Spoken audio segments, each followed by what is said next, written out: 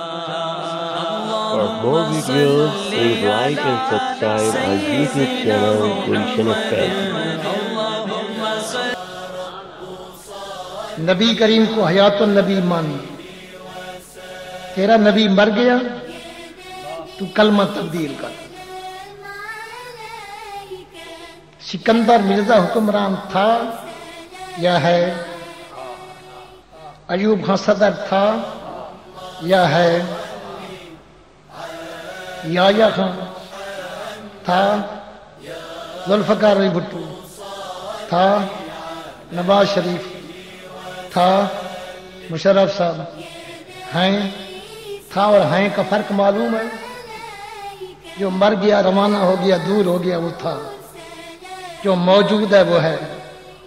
کلمہ شریف آتا ہے، کلمے کا معنی بھی آتا ہے، لا الہ الا اللہ محمد الرسول اللہ۔ اس کا ترجمہ کیا ہے؟ اللہ کے سوا کوئی معبود نہیں، محمد کریم صلی اللہ علیہ وسلم اللہ کے رسول تھے، ہیں تو پھر ہیں، پھر رولا کیسا، انکار کیسا؟ تیرا کلمے پہ ایمان نہیں۔ اللہ کے رسول ہیں، جب ہیں تو موجود ہیں۔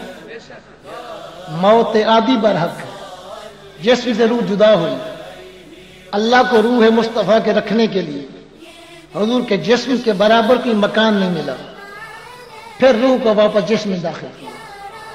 اسی لیے حضور نے فرمایا الانبیاء احیاء فی قبورہم یصلون، انبیاء اپنی مزاروں میں زندہ ہوتے ہیں، نمازیں پڑھتے ہیں۔ حضور نے معراج کی رات موسیٰ علیہ السلام کی مزار سے گزرا، فَإِذَا هُوَ قَائِمٌ يُصَلِّي فِي قَبْرِهِ، کلیم نماز میں جسم کے ساتھ کھڑے ہو کے نماز پڑھ رہے تھے۔ قاضی اعظم نے ترجمہ کیا، وہ میرا صلاۃ والسلام پڑھ رہے تھے قیام کی حالت میں۔ جن کے غلام مقتدی زندہ ہیں ان کا امام بھی حقیقی زندگی زندہ موجود ہے۔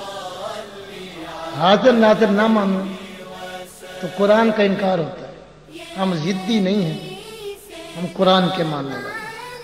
اللہ نے قرآن میں فرمایا النبی اولا بالمؤمنین من انفسہم، میرا نبی مصطفیٰ ہر مومن کی جان سے بھی زیادہ قریب ہے۔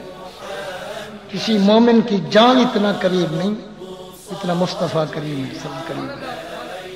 یہ ترجمہ تفسیر روح المانی میں بھی ہے، مدارج النبوت میں ہے۔ تیرے بانی نے قاسم العلوم والخیرات میں، تعدیر الناس میں لکھا، آب حیات میں لکھا۔ اس آیت کا صحیح ترجمہ یہی ہے کہ نبی کو مومن سے اتنا قرب ہے کہ مومن کی جان سے بھی حضور زیادہ قریب۔